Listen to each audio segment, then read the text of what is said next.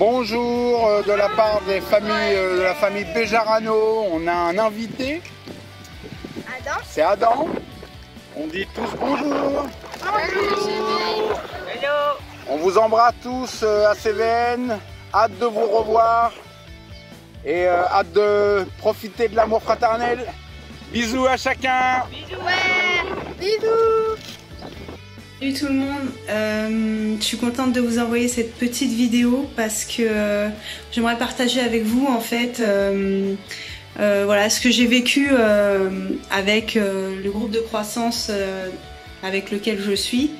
J'avais au début du confinement, mon corps a déclenché des allergies certainement au pollen, je sais pas encore exactement ce que c'est.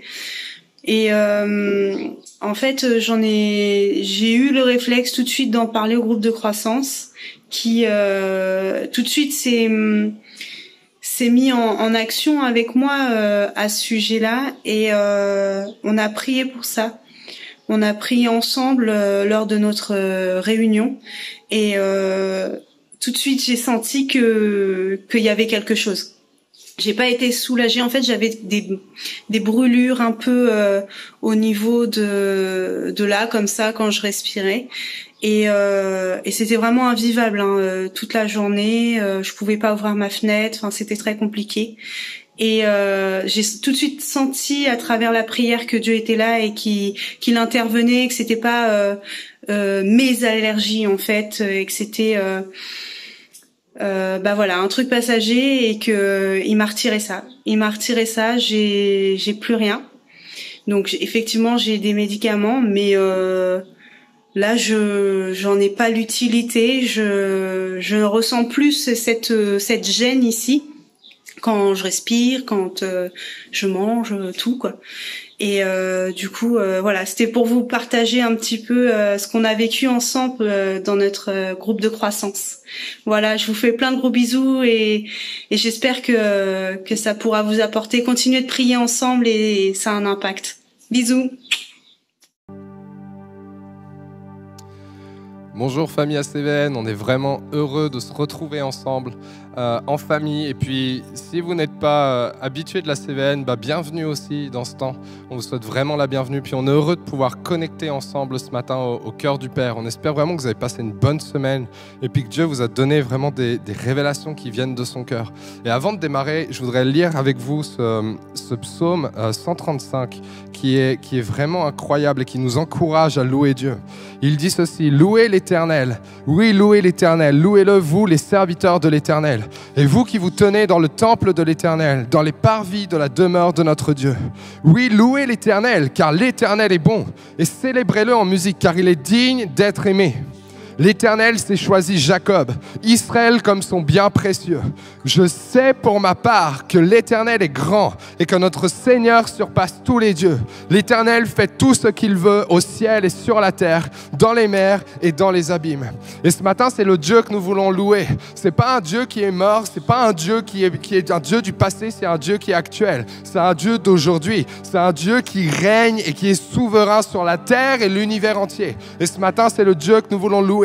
Rassemblez-vous en famille avec les enfants. Les enfants, prenons ce temps aussi ensemble. Vous êtes les bienvenus pour louer l'Éternel. Vous n'êtes pas à part. Il n'y a pas de Saint-Esprit pour vous et pour les adultes. Le Saint-Esprit est le même pour tous. Et nous voulons être connectés ensemble au cœur de Dieu ce matin et vivre ce qu'il a à nous donner de vivre.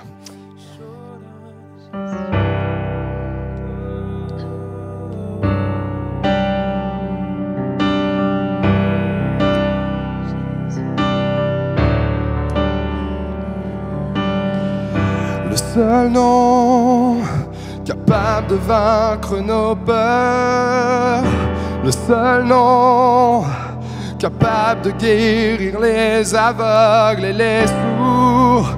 Louons le nom de Jésus.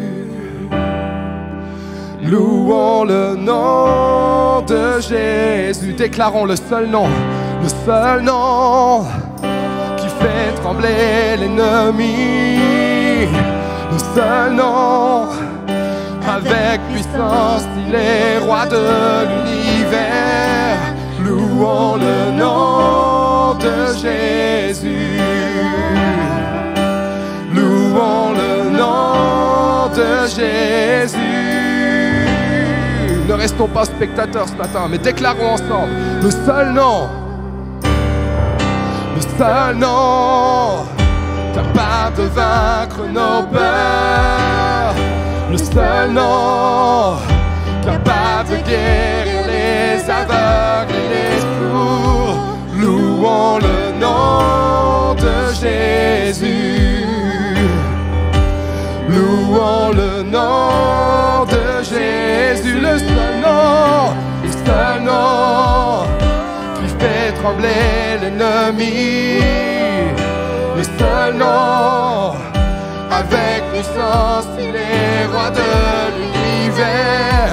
Louons le nom de Jésus. Oh, louons le nom. Trouver, racheter, trouver et racheter. Nous marchons libres en ton nom, en ton nom. Trouver et racheter. Nous marchons libres en ton nom. Nous déclarons, nous sommes libres. Trouver et racheter. Nous marchons libres en ton nom. En ton nom, trouver et racheter. Nous marchons libres en ton nom. En ton nom. Louons le nom de Jésus. Louons le nom de Jésus. Louons le nom de Jésus. Louons le nom de Jésus.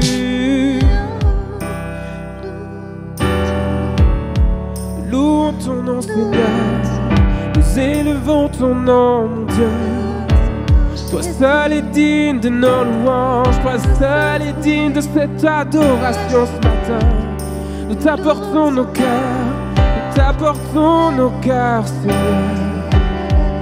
Oui, toi seul est digne. De génération en génération, ton nom est digne d'être élevé. De génération en génération, nous chanterons l'Éternel est bon. De génération en génération, nous voulons louer l'Éternel.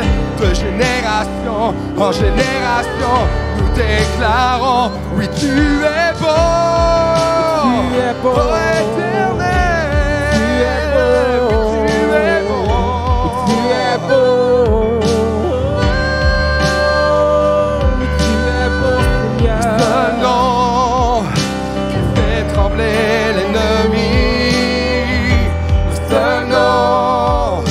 Avec puissance, les rois de l'univers, louons le nom de Jésus. Louons le nom de Jésus. Louons le nom de Jésus. Louons le nom de Jésus.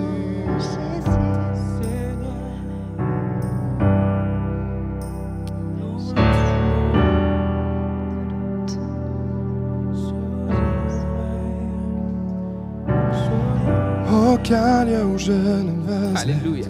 Aucun lieu où je ne veux être. Aucun lieu où je ne veux être que dans ton amour, dans ton amour. Aucun lieu où je ne veux être. Aucun lieu où je ne veux être. Aucun lieu où je ne veux être que dans ton amour, dans ton amour. Aucun lieu où je ne veux être. Aucun lieu où je ne veux être. Aucun lieu où je ne veux être que dans ton amour, dans ton amour. Envoie un feu dans mon âme, incontenable, incontrôlable. Seigneur, je veux plus de toi. Seigneur, Seigneur, je veux plus de toi. Envoie un feu dans mon âme, incontenable, incontrôlable. Seigneur, je veux plus de toi. Oui, plus de Seigneur, je toi. veux plus de toi. Dieu, oh, oh, Oh oui, Seigneur, je plus veux de plus de toi.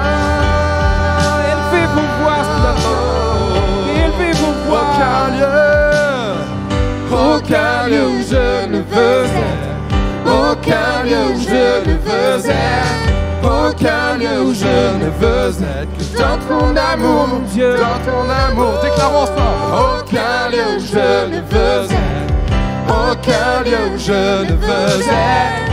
Aucun lieu où je ne veux être que dans ton amour, dans ton amour. Envoie un feu dans mon âme, incontenable, incontrôlable. Seigneur, je veux plus de toi. Seigneur, je veux plus de toi. Envoie un feu dans mon âme, incontenable, incontrôlable. Seigneur, je veux plus de toi. Seigneur, je veux plus de toi. Seigneur, je veux plus de toi. Seigneur, je veux plus de toi. Seigneur, plus de toi. Plus de toi.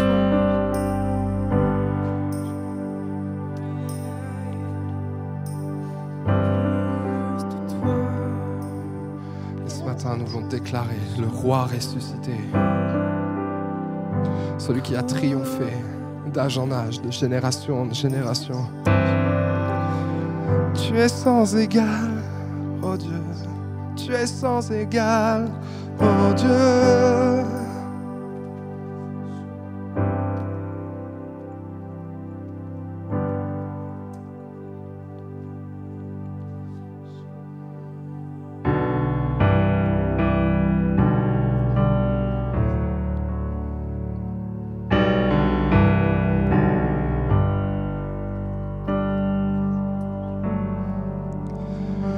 Qui fut couronné d'épines, les maintenant de gloire, le Sauveur venu pour servir, est seul digne de nos vies. De nos péchés, il s'est chargé. Lui, notre majesté, l'éclat de son amour parfait resplendit à jamais. Famille, tous les peuples déclarons ton nom est victorieux.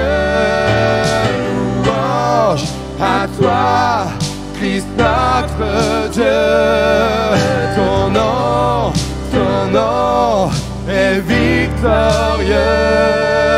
Louange à toi, Christ notre Dieu. À toi soit la gloire, à toi soit l'honneur, la louange et la gloire, mon Dieu. La peur qui nous tenait captifs cède la place à la paix.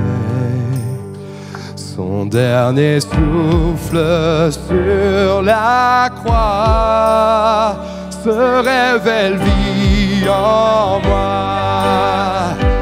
Oh, déclarons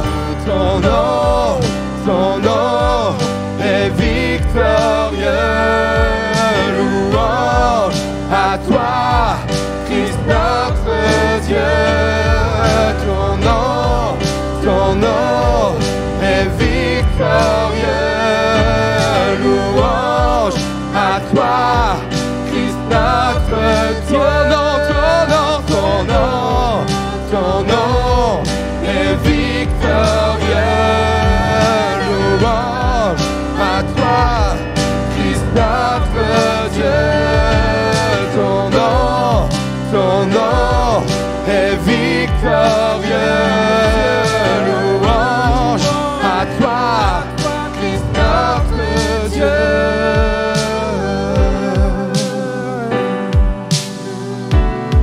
toi, Christ notre Dieu. Sois la louange, l'adoration ce matin. Oh, manifeste ta présence, Seigneur. Manifeste-toi. Viens toucher les cœurs, viens toucher les cœurs, Seigneur. Par ton esprit je renais, descendre de la défaite. Le roi ressuscité déverse sa vie en moi. En ton nom je suis vivant pour déclarer ta victoire. Le roi ressuscité déverse sa vie en moi. Par ton esprit je renais, descendre de la défaite. Le roi ressuscité déverse sa vie en moi. En ton nom je suis vivant pour déclarer ta victoire. Le roi ressuscité déverse ta vie en moi. Par ton esprit je renais, descendre de la défaite. Le roi ressuscité déverse ta vie en moi. En ton nom je suis vivant pour déclarer ta victoire. Le roi ressuscité déverse ta vie en moi. Le roi ressuscité déverse ta vie en moi. Le roi ressuscité déverse ta vie en moi. Tu déverses ta vie en nous, Esprit de Dieu, ô cher Saint-Esprit. Nous désirons un réveil. Souffle maintenant sur ce pays, souffle maintenant sur cette nation. Esprit de Dieu, nous t'accueillons. Viens maintenant, oui, descends. Esprit de Dieu, descends. Nous prions pour arriver. Souffle maintenant dans toutes les maisons, tous les endroits.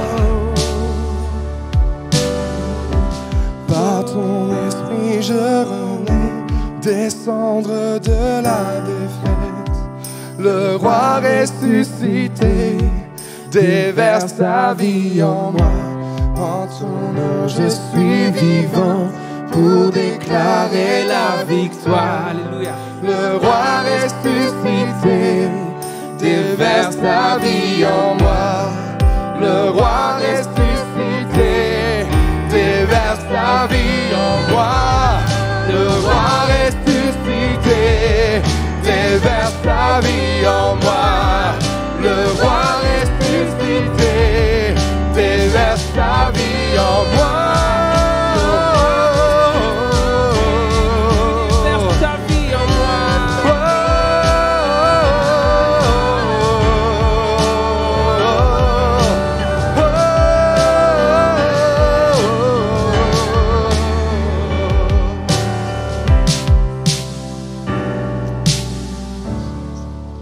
Dieu de gloire, Dieu de gloire, Dieu de gloire, tu es roi. Déclarons car tu es Dieu, car tu es Dieu. Au-dessus de la terre, tu établis ton trône dans les cieux. Car tu es Dieu au-dessus de la terre.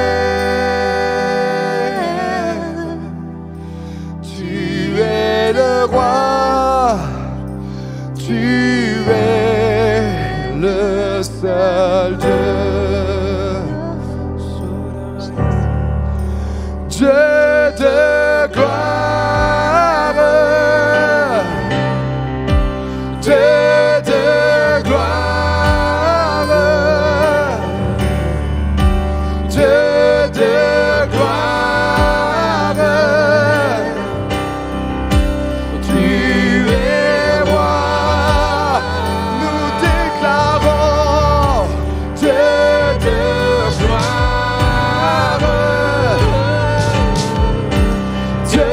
de gloire,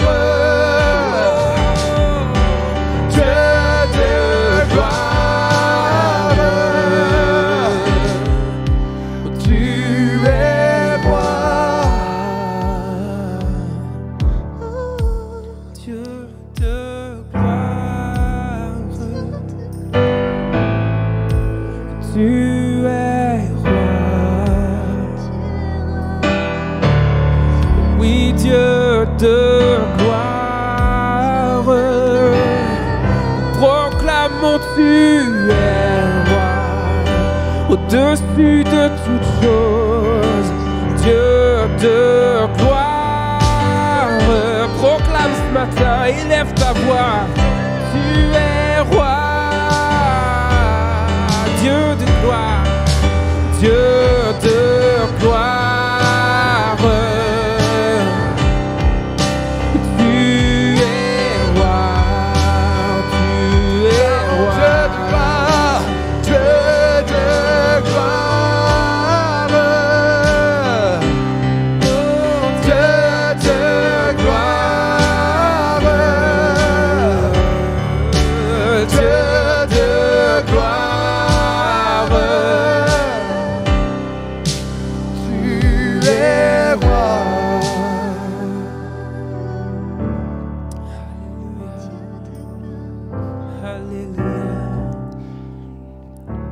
Il y a un temps propice pour qu'à nouveau cette promesse revienne avec toute sa force, que nos fils et nos filles prophétisent. Et ça s'adresse à nos enfants, mais aussi à nous. Ce temps est propice. Commençons à prier en famille. Prions pour que le Saint-Esprit vienne et descende. Il n'y a pas de Saint-Esprit limité pour les enfants. Commençons à prier. Prions ensemble. L'Esprit de Dieu descend maintenant. Remplis les bouches des plus petits jusqu'aux plus grands. Que les songes et les visions reviennent. Ô Éternel, parle. Viens manifester ta gloire et ta grandeur pour que ce monde voit que tu es Dieu. Esprit de Dieu, descends. Prions, Esprit de Dieu, descends. L'Esprit de Dieu descend. Viens maintenant, remplis ce qui est vide. Esprit de Dieu.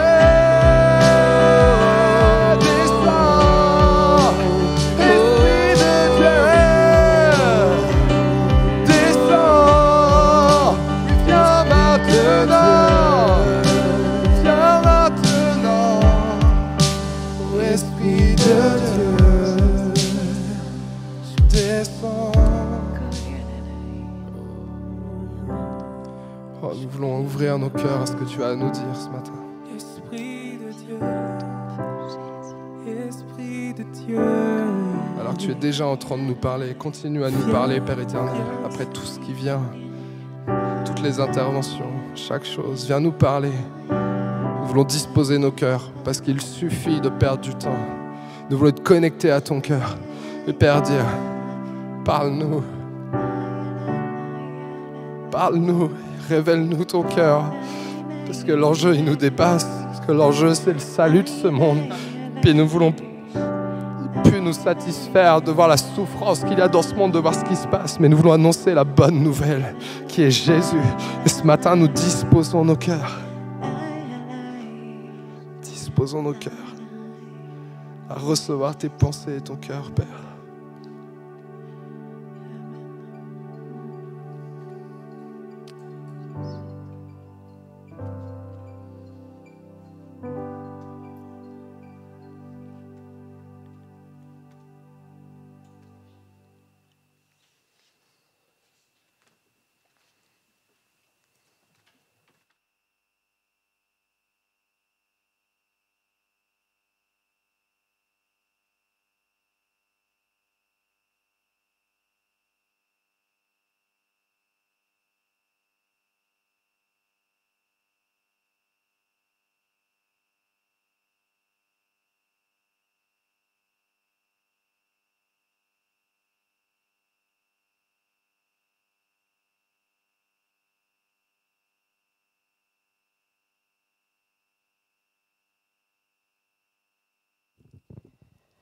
C'est encore un privilège pour moi de pouvoir apporter la parole de Dieu ce matin. Et mon cœur se réjouit pour ce temps qu'on a pris ensemble. Et j'espère que ça a été un temps pour vous, un temps de réjouissance, un temps de mise à part. Nous sommes, vous le savez bien, nous sommes c'est le dimanche de Pâques, de Pentecôte. Je me disais, à tous les coups, je vais me foirer. Et ça n'a pas loupé. Mais pourquoi j'allais me foirer? Simplement parce que je sais depuis un moment que ces deux fêtes sont des fêtes les plus importantes pour nous en tant qu'enfants de Dieu. La fête de la Pâques, la fête de la Pentecôte. Et malheureusement, on se rend compte que très souvent, l'Église a mis à part ces fêtes. Et on a mis en amont les fêtes qui sont de très, très moins importance. Alors, quand je dis moins importance, je m'entends. Mais ce matin, j'aimerais qu'on se réjouisse ensemble. Parce qu'on fête l'une des fêtes les plus importantes pour le corps de Christ, la Pentecôte. La Pentecôte.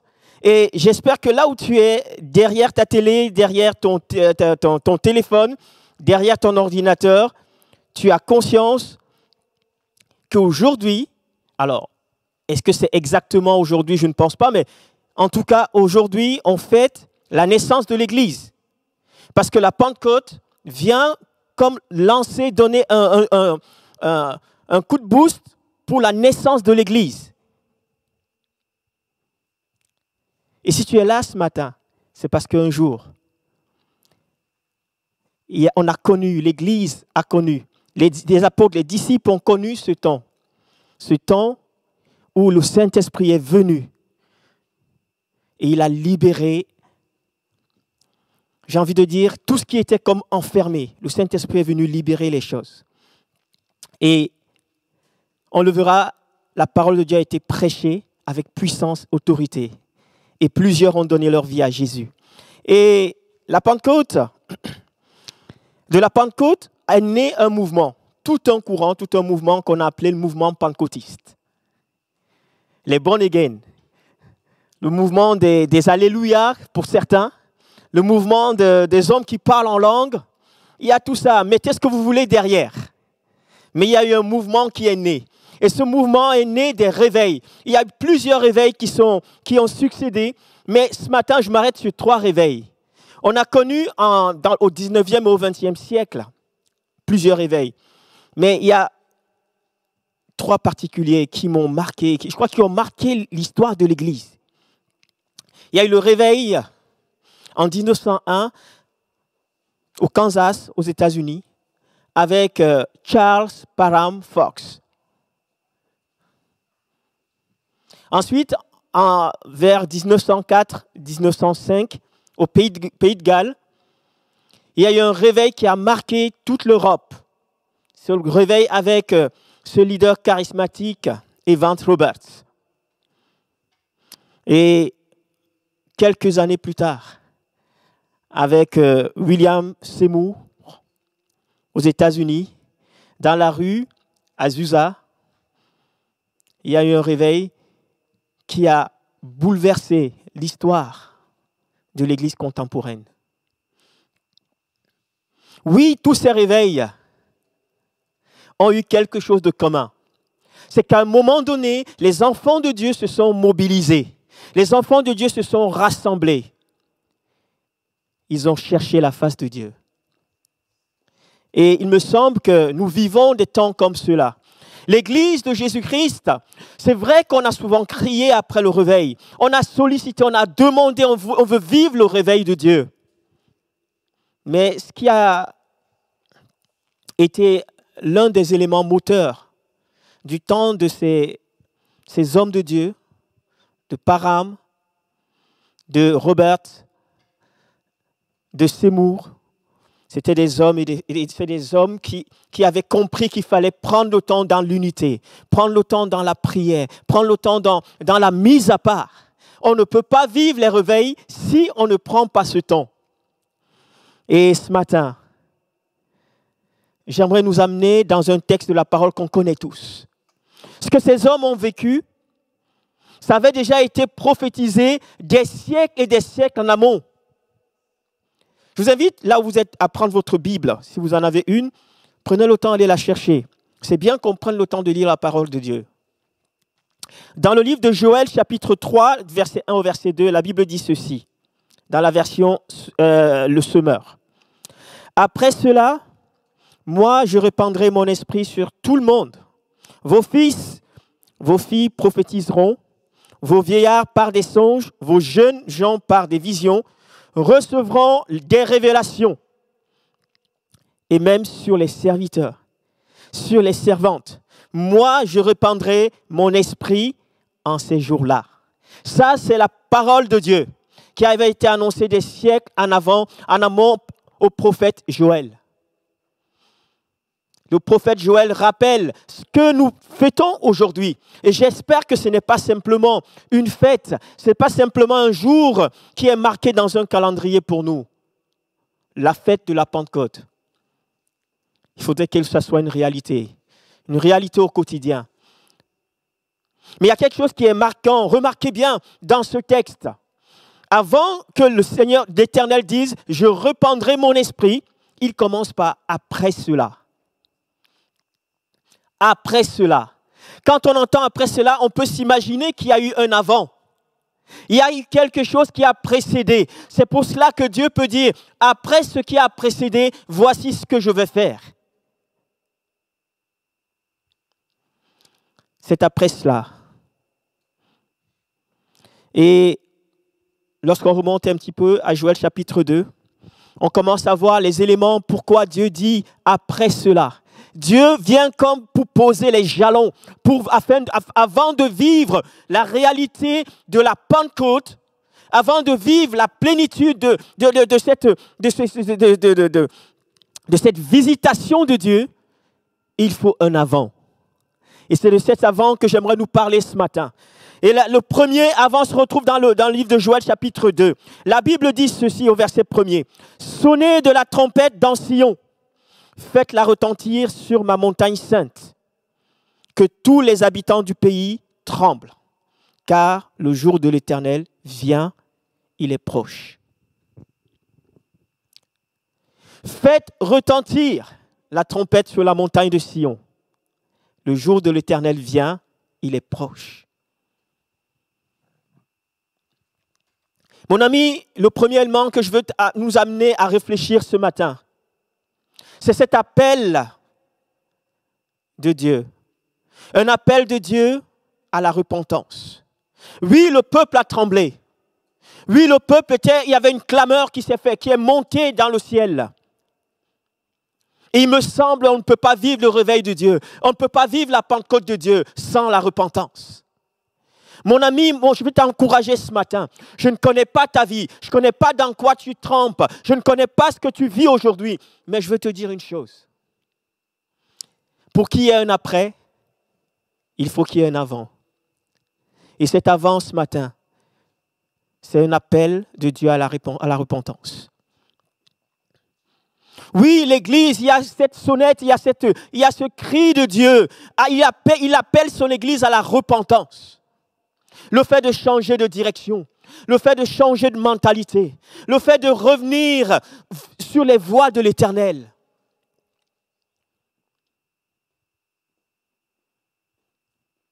La notion de repentance s'est amoindrie dans l'Église. Aujourd'hui, on catégorise le péché, on catégorise les déviances. On dit, mais ça, c'est acceptable. Ça, ce n'est pas acceptable. Oui, je peux encore faire ceci. Je me permets, j'ai encore le droit de faire cela. Parce que c'est moins grave. Parce que ce n'est pas visible. Mais mon ami, je vais envie de te dire, le temps de l'Éternel vient et il est proche. Que l'Église tremble. Pas trembler simplement de peur, de terreur. Mais l'Éternel appelait son peuple dans la crainte, à trembler de crainte. La crainte, une sainte crainte de l'Éternel dans nos cœurs. Les chrétiens aujourd'hui, on n'a plus la crainte de l'Éternel. On se permet, on peut fricoter avec le péché. On n'a plus peur parce que dans l'église, on ne peut plus parler du péché. Le péché fait peur. Il fait fuir les nouveaux convertis. Il fait fuir les nouveaux qui viennent. Et l'église s'est aseptisée. On a peur de parler du péché et de la repentance. Mais il me semble, et j'en suis convaincu, on ne peut pas vivre une réelle Pentecôte sans avoir vécu la repentance. Je ne connais pas depuis combien d'années tu es dans le Seigneur. Depuis combien d'années tu es chrétien. Mais est-ce qu'il y a encore dans nos vies, dans ta vie, dans ma vie, et je ne parle pas ce matin, le message c'est un message d'encouragement, c'est un message d'appel, d'interpellation. On ne peut pas s'imaginer vivre la Pentecôte, fêter la Pentecôte, sans au préalable accepter de vivre une repentance perpétuelle. L'Éternel dira de David, c'est un homme selon mon cœur. David était un homme selon le cœur de Dieu. Pourquoi David était un homme selon le cœur de Dieu? Parce que c'est un homme qui avait un cœur repentant. Tu n'es pas meilleur que nous, David. Il a même peut-être fait des choses pires que toi et moi. Mais Dieu a pu dire que cet homme était un homme selon son cœur. Parce qu'il avait un cœur repentant. Combien avons-nous fait des choix qui nous ont amenés dans des situations compliquées et pour après accuser que l'Éternel nous a abandonnés? On a fait des projets. On a amené Dieu dans nos projets.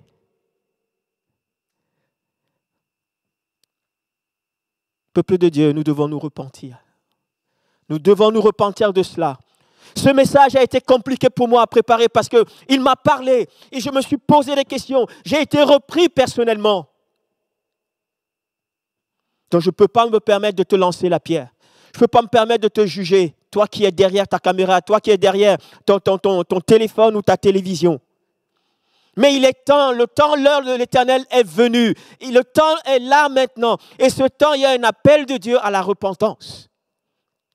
Et la Pentecôte qu'on fête aujourd'hui nous rappelle qu'il est temps de se repentir de nos mauvaises voies, de nos mauvaises habitudes, qu'on a fini par ériger comme étant des principes.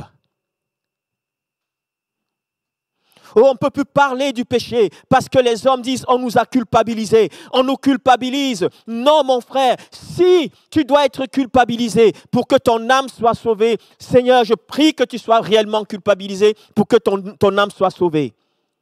Mais je sais une chose, l'Esprit de Dieu ne culpabilise jamais, mais il vient convaincre du péché, de justice et de jugement. Et ce matin, je veux t'encourager, mon ami. Je veux vraiment te dire que tu ne fêtes plus la Pentecôte comme tu l'as fêtée il y a quelques années. Que la Pentecôte que tu vas fêter cette année ne soit pas la Pentecôte que tu avais souvent fêtée des années en arrière. Qu'elle prenne un sens. Le deuxième appel de la Pentecôte, c'est l'appel à la prière, c'est l'appel aux jeunes. Oh, dans nos églises pentecôtistes, charismatiques, on ne met plus la prière en avant. Aujourd'hui, on parle de la foi. C'est vrai, la foi est importante. La foi est importante. Mais la foi ne peut pas se dissocier de la prière. On ne peut pas remplacer la prière, le jeûne, l'intercession par la foi. On est tout le temps en train de proclamer la guérison, on proclame la prospérité, on proclame le réveil. Malheureusement, on voit très peu de toutes ces choses qu'on proclame. Parce qu'il me semble que la Pentecôte doit être précédée par un temps d'humiliation. Un temps d'humiliation devant le Seigneur. Un temps où on crie à Dieu. Un temps où on pleure devant Dieu. Un temps où on peut intercéder. Crier à Dieu. Et il me semble qu'on a vécu ce moment durant cette semaine qui vient de s'écrouler. Et si ça n'a pas été le cas pour toi, je t'encourage vraiment à mettre un temps à part dans le jeûne, dans la prière. Joël chapitre 2, verset 15 au verset 17 dit ceci.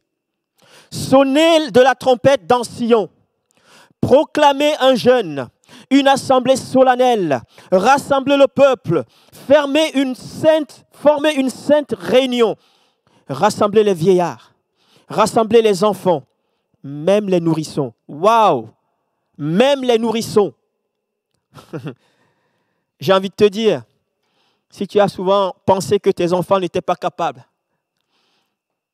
de recevoir l'Esprit de Dieu, commence à te repentir. Commence à te repentir. Parce que la prophétie de Joël dit que l'Esprit de Dieu sera sur tout le monde, même les enfants. Et il me semble que dans ce pays, la France, il fut quelques années en arrière, dans un coin, je ne connais plus exactement, mais même les enfants dans les berceaux étaient remplis du Saint-Esprit. Et je crois que c'est possible encore aujourd'hui. Que la Pentecôte, qu'on la vive, qu'on ne la parle pas simplement, qu'on ne la fête pas simplement, mais qu'on vive la Pentecôte. Et le texte continue. Que le jeune marié sorte de son foyer et la jeune mariée de sa chambre. Qu'entre le portique et l'autel des prêtres, les prêtres pleurent. Que les prêtres pleurent, que les pasteurs pleurent, que les apôtres et tout ce que vous voulez pleurent. Parce que le temps est un temps d'humiliation.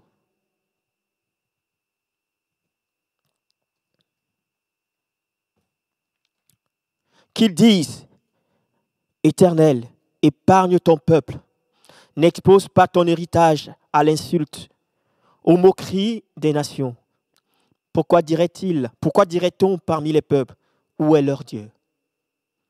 Notre Dieu est là, il attend que notre geste, notre humiliation, il attend que cette dimension de prosternation devant sa sainte présence. Oui, on loue le Seigneur. Oui, on chante les louanges de l'Éternel. Gloire à Dieu. On est des hommes et des femmes de foi. Gloire à Dieu. On vit la Pentecôte, on parle en langue. Gloire à Dieu. Mais le temps qu'on vit, il me semble que c'est un temps où il y a un bruit qui appelle au jeûne et à la prière.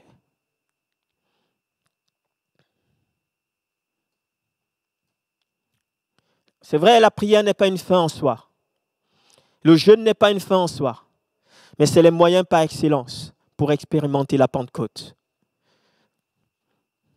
Actes chapitre 2, verset 41. Ceux qui acceptèrent sa parole furent donc baptisés. Et ce jour-là, le nombre des disciples augmentant d'environ 3000 personnes. Ils persévéraient dans l'enseignement des apôtres, dans la communion fraternelle, dans la fraction du pain et dans les prières. La crainte s'emparait de chacun et il se faisait beaucoup de prodiges et des signes miraculeux par l'intermédiaire des apôtres. Il se faisait des prodiges, des miracles par l'intermédiaire des apôtres.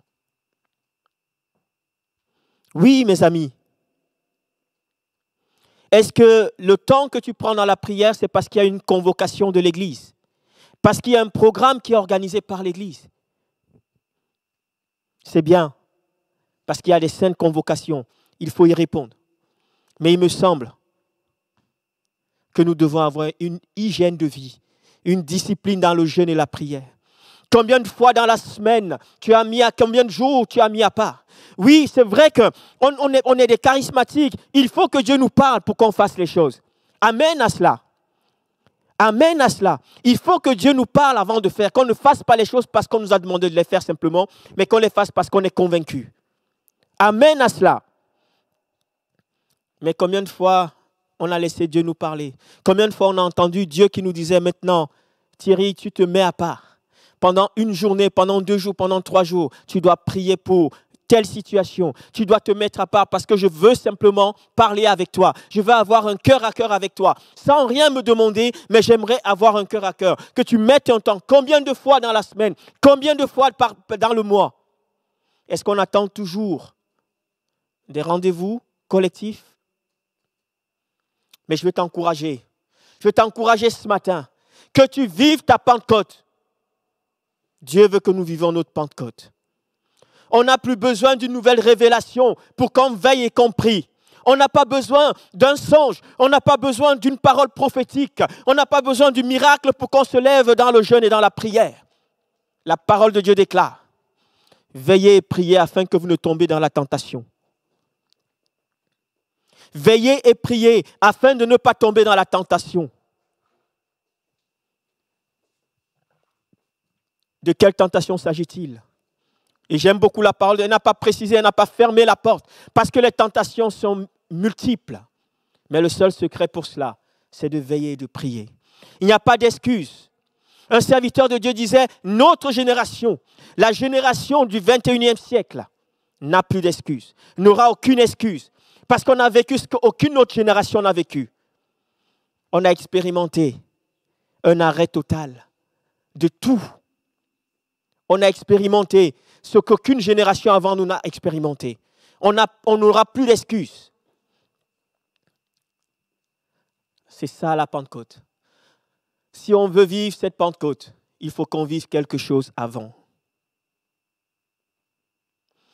Mes chers amis, le bruit de la Pentecôte, cette trompette qui retentit, j'espère qu'elle retentit dans ton cœur.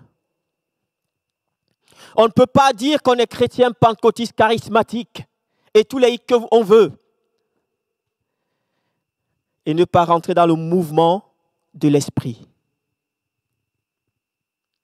Et le mouvement de l'esprit, la Pentecôte, c'est un mouvement dynamique. Un mouvement ne peut pas être statique. C'est un non-sens. On ne peut pas être en mouvement tout en étant statique. Le mouvement de la Pentecôte, c'est un mouvement dynamique. Et ça nous amène au troisième appel de la Pentecôte.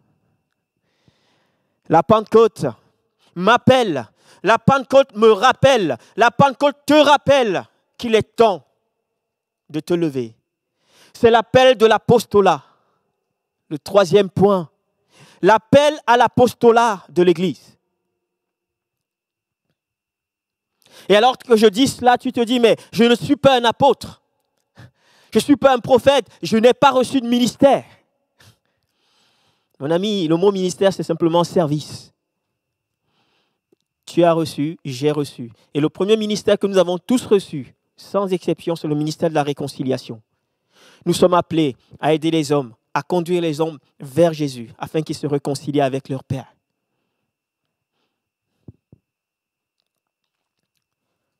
Dans Actes chapitre 2, qu'on a lu tout à l'heure, nous avons vu la première prédication de l'apôtre Pierre. Après ce temps qu'ils ont vécu à la chambre haute, là où le Saint-Esprit est venu, a rempli tous les disciples qui étaient dans la salle, la première prédication de l'apôtre Pierre.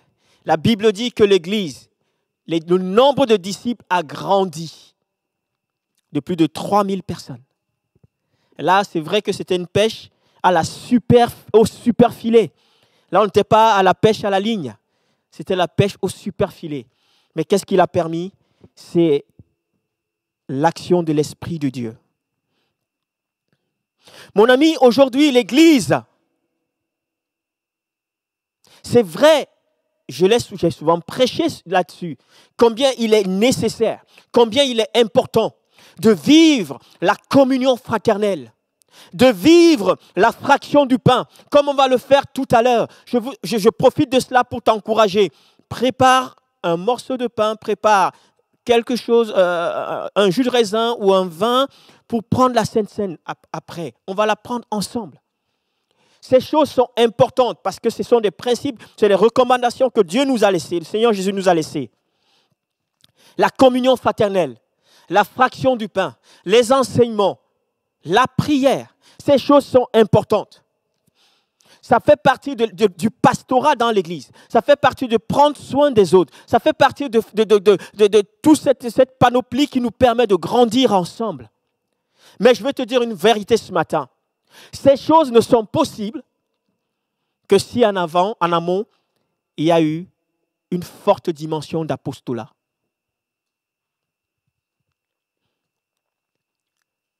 Si nous voulons vivre un pastorat d'une manière pleine, d'une manière complète, il faut au préalable que nous vivons notre apostolat d'une manière efficace. Mais c'est tellement simple. Nous ne pouvons pas venir croire que nous allons vivre le pastorat dans l'église alors qu'il n'y a personne sur les bancs. Ça ne servira à rien. On va enseigner qui? On va prendre notre scène avec qui? Un apostolat efficace permet un pastorat complet. Sans l'apostolat, le pastorat sera presque inutile. Mes chers amis, la Pentecôte appelle à un apostolat de l'Église. Je profite pour cela, je profite vraiment pour t'encourager, mon ami. Je veux t'encourager ce matin, toi qui es là. Je ne connais pas ce que tu vis en ce moment. Je ne sais pas ce que tu as vécu pendant le confinement. Quelles sont les décisions que tu as prises pendant le confinement. Mais s'il y a une qui réjouit le cœur du Père et qui t'amène dans les plans parfaits de Dieu, c'est de décider de te lever et d'aller. Aller chercher les âmes perdues. La première chose qui s'est passée après la Pentecôte, c'est que l'Église a grandi. L'Église a grandi. On ne nous dit pas qu'il y a eu forcément des résurrections, on ne nous dit pas. Mais la première chose qui a été faite à la sortie de ce temps de visitation particulière de Dieu, l'Église a grandi. Je vais juste faire une aparté, mon ami. Si tu es dans l'Église, je parle particulièrement aux hommes et aux femmes de la CVN. Si tu es à la CVN, si tu es resté à la CVN durant toutes ces années, c'est parce qu'il y a eu des hommes et des femmes qui ont exercé leur apostolat. C'est parce qu'il y a eu des hommes et des femmes qui ont pris du temps dans le jeûne et la prière pour toi. C'est parce qu'il y a eu des hommes et des femmes qui se sont repentis de leurs péchés avant toi. Et ils se sont engagés à prier pour ton salut, pour mon salut. Je veux te dire que si tu n'apprends pas, si tu ne laisses pas le Saint-Esprit dans ton cœur, t'amener dans cette dimension d'accueil de l'autre, ça va être compliqué pour toi de vivre les réalités du royaume de Dieu. Oh, combien malheureusement on a vu dans l'église de Jésus des hommes et des femmes avec l'attitude du grand frère dans la parabole du fils prodigue.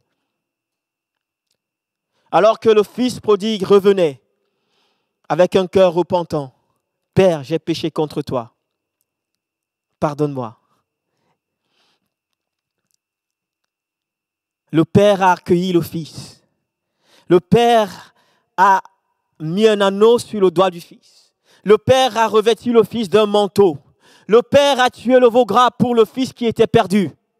Malheureusement, on voit bien l'attitude du grand frère. Quand il a appris toutes ces choses, le grand frère, le cœur était irrité, rempli de mauvais sentiments, de jalousie, des choses comme ça. Je t'encourage, mon ami, que l'attitude du grand frère ne se retrouve pas dans ton cœur. Que l'attitude du grand frère ne te retrouve pas dans ton cœur. S'il y a cela dans ton cœur ce matin, il est temps de te repentir. L'appel de la Pentecôte t'appelle à te repentir. Mais nous devons être dans l'accueil de l'autre. Nous devons être dans l'accueil de l'autre, surtout quand il est différent. Nous devons accueillir. La Pentecôte, ce matin, nous rappelle que nous ne sommes pas démunis. La Pentecôte nous rappelle que nous ne sommes pas seuls. Au verset 43 du texte qu'on a lu tout à l'heure, il a dit ceci: la crainte s'emparait de chacun et il se faisait beaucoup de prodiges et des signes miraculeux par l'intermédiaire des apôtres. Sans la Pentecôte, ta révélation ne peut pas être une révélation parfaite. Sans la Pentecôte, ta relation avec Dieu ne peut pas être bonne. Sans la Pentecôte, si tu ne vis pas la Pentecôte dans ton cœur, mon ami, tu vas passer à côté. Tu seras sauvé, gloire à Dieu, parce que notre salut, c'est par la foi. Mais tout ce que Dieu a prévu, les signes, les miracles, les prodiges, risquent de passer à côté. Ma question ce matin, est-ce que tu crois encore au miracle? Est-ce que tu crois encore au miracle? Je me suis posé cette question. Et alors que j'étais dans ce temps de préparation, je me disais, Seigneur, aide-moi à croire au miracle. Aide-moi encore à croire au miracle.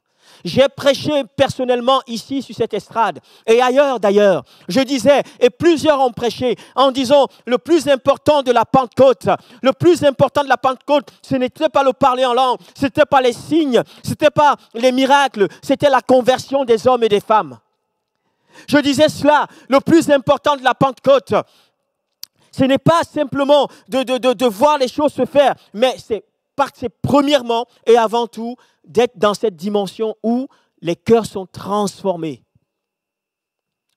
Et je réitère cela, j'y crois, c'est vrai. Mais la Pentecôte, c'est aussi des signes et des miracles. Et il faut le croire, mon ami. Il faut le croire. Alors, le but n'est pas d'aller rechercher les miracles pour les miracles. Il n'est pas question de courir après des miracles. Parce que Dieu reste souverain.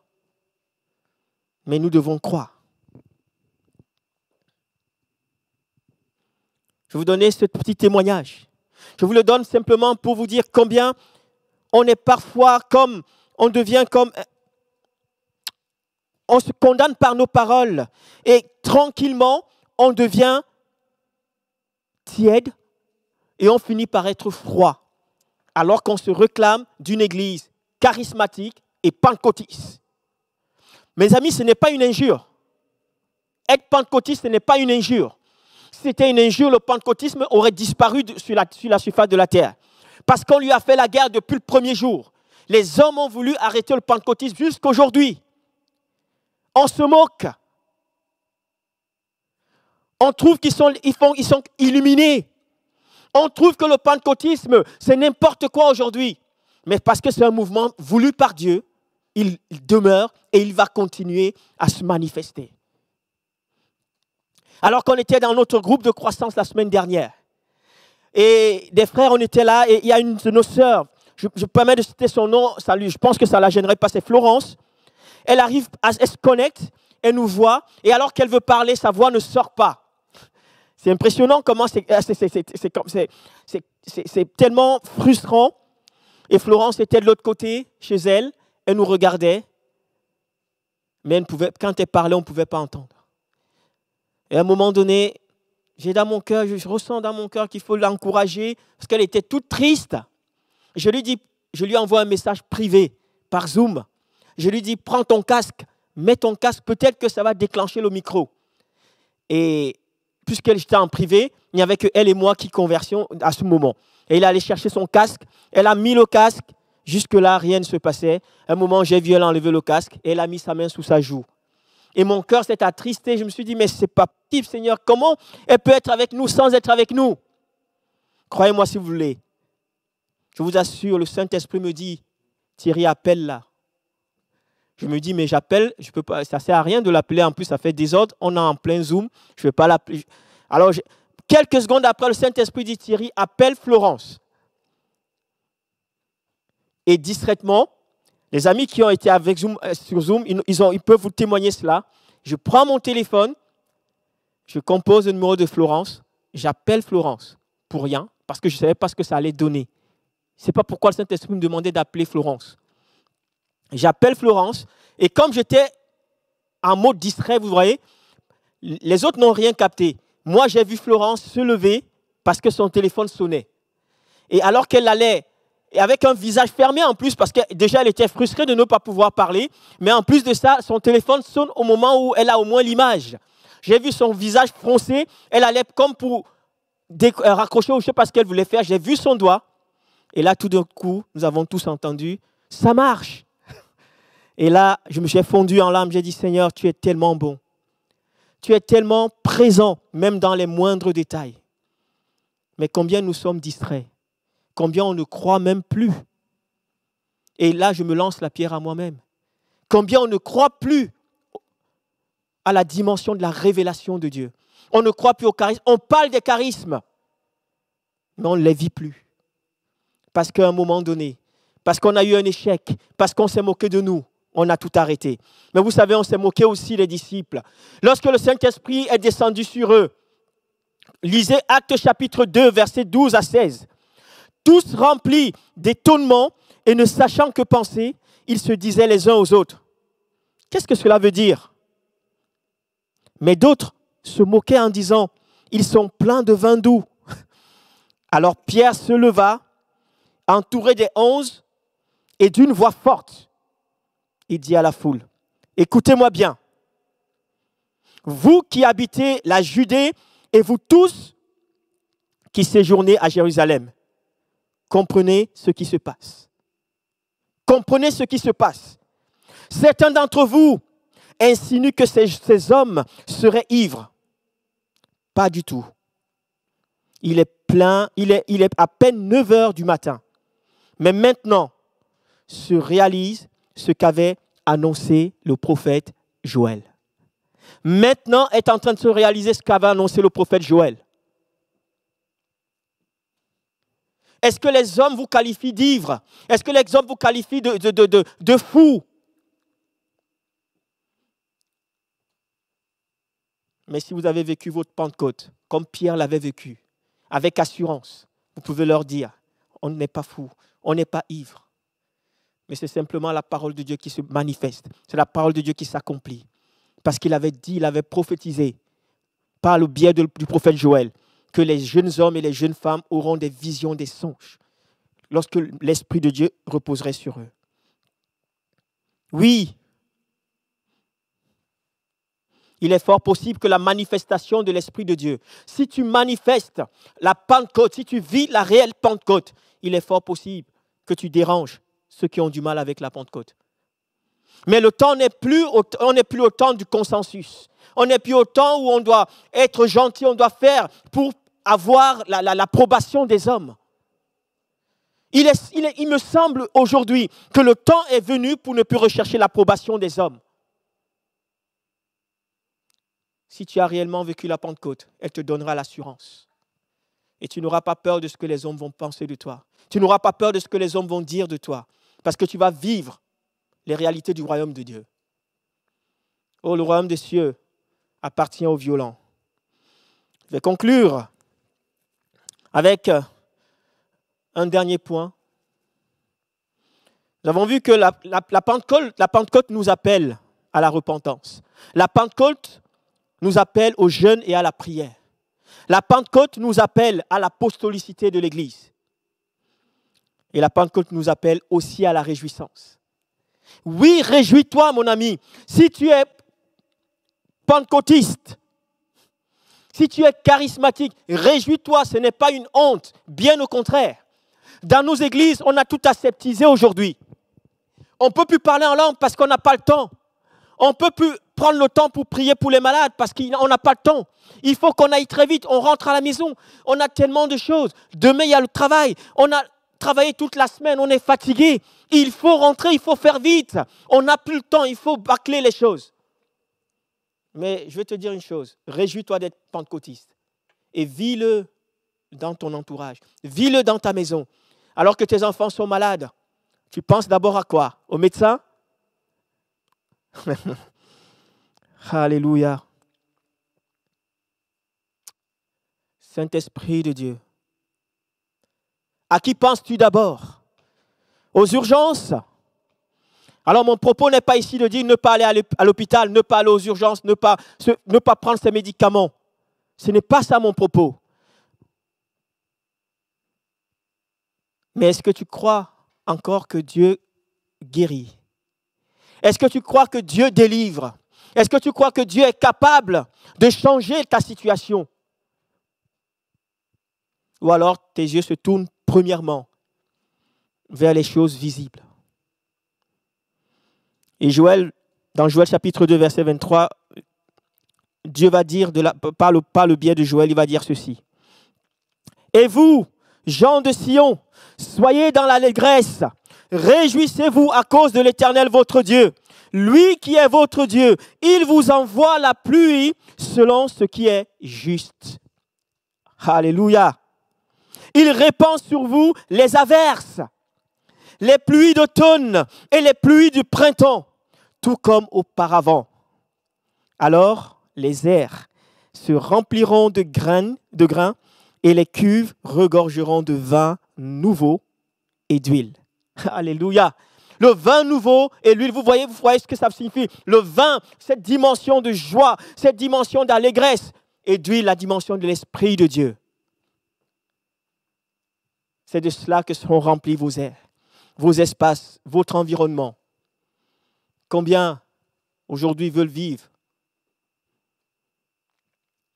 la Pentecôte? Le bruit de la Pentecôte, c'est un bruit de joie. Le bruit de la Pentecôte, ce bruit qui sonne, cette trompette qui retentit, c'est celle-là qui nous pousse à nous réjouir. Et notre réjouissance ne dépend pas de ce qu'on vit. Notre réjouissance ne dépend pas de notre compte en banque. Notre réjouissance ne dépend pas de nos humeurs qui sont fluctuantes. Mais notre joie dépend de notre Seigneur. La parole de Dieu dit, la joie de notre Seigneur est notre force. La joie de notre Seigneur est ta force. Oui, la Pentecôte. J'espère que la Pentecôte, tu ne la regarderas plus de la même manière. Tu la vivras plus de la même manière que tu l'as toujours vécue. Comme étant une fête ou alors un jour férié, un long week-end, même si ça fait du bien de se reposer. Mais la Pentecôte, tu vas la vivre comme étant un appel de Dieu tous les jours. Et notre Pentecôte, on ne peut pas la vivre un seul jour et on dit c'est fini. Nous devons être remplis, débordés continuellement afin d'influencer. Et la bonne nouvelle pour toi ce matin, c'est qu'un homme, une femme qui est remplie du Saint-Esprit, c'est un homme, une femme qui est transformé. C'est un homme qui est transformé, qui vit une vie nouvelle. Mais je veux te dire, un homme, une femme qui a connu la Pentecôte, c'est un homme qui a de l'influence. Non seulement tu es rempli, tu as une vie transformée, mais en plus de cela, tu influences ta génération. C'est ce que Jésus a connu. Jésus était rempli de l'Esprit de Dieu après le baptême de Jean. Et la Bible dit que lorsqu'il est allé dans le désert, il sortait du désert, il a été revêtu. Il y avait une dimension de plénitude. Et sa renommée s'est répandue sur toute la contrée. Si tu veux être un homme influent, influencer pas une influence humaine, mais influencer des choses du royaume, apporter une atmosphère du royaume de Dieu, là où tu es, là où tu habites, là où tu travailles, tu as besoin de connaître la Pentecôte. Que le Seigneur te bénisse ce matin.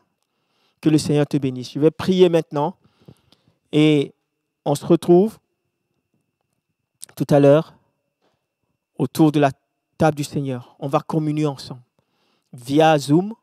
Ne l'oublie pas, via Zoom. Vraiment, restons ensemble. On va vivre pour une première fois cette Pentecôte et peut-être pour une dernière fois la Sainte Seine d'une manière distancielle. Je vais prier maintenant pour introduire ce temps de Sainte Seine. Seigneur, je te remercie pour ta parole. Je te remercie pour les cœurs qui l'ont entendu. Avec les mots si imparfaits, je te demande pardon pour les fois où peut-être j'ai dit des choses qui ont heurté, mais Seigneur, je veux croire que ton esprit est à l'œuvre. Saint-Esprit de Dieu, tu bénis les cœurs maintenant. Tu amènes une dimension de vie, une dimension de grâce dans les cœurs. Seigneur, je te prie maintenant pour l'unité dans l'esprit et l'unité dans la foi. Seigneur, que celui qui a besoin de se repentir, Saint-Esprit de Dieu, tu révèles les points où il a besoin de se repentir, pour lesquels il a besoin de se repentir. Et pour celui, Seigneur, qui a besoin d'une discipline dans la prière, je te prie, Seigneur, de l'inspirer, de parler à son cœur. Pour celui qui a besoin d'être, pour nous tous, nous avons besoin d'être encouragés à être des témoins de Jésus-Christ. Seigneur, je prie que ton esprit prépare les cœurs des hommes et des femmes, que ton esprit vraiment nous pousse à sortir, Seigneur, de nos zones, Seigneur, de confort. Et merci pour la joie que tu mets dans nos cœurs. Tu bénis ce temps de communion fraternelle. et que les malades soient guéris pendant ce temps. Seigneur, que les malades soient guéris. Seigneur, dans le corps, mais dans leur esprit, dans leur âme. Seigneur, qu'il y a des guérisons puissantes maintenant. Merci aussi parce que tu restaures les vies brisées. Tu restaures les couples en difficulté. Tu restaures, Seigneur, tout ce que le diable avait déjà détruit. Tu viens, tu changes le mal en bien. Que ton nom soit glorifié. Au nom de Jésus-Christ, nous t'avons prié. Amen. Soyez bénis, Seigneur.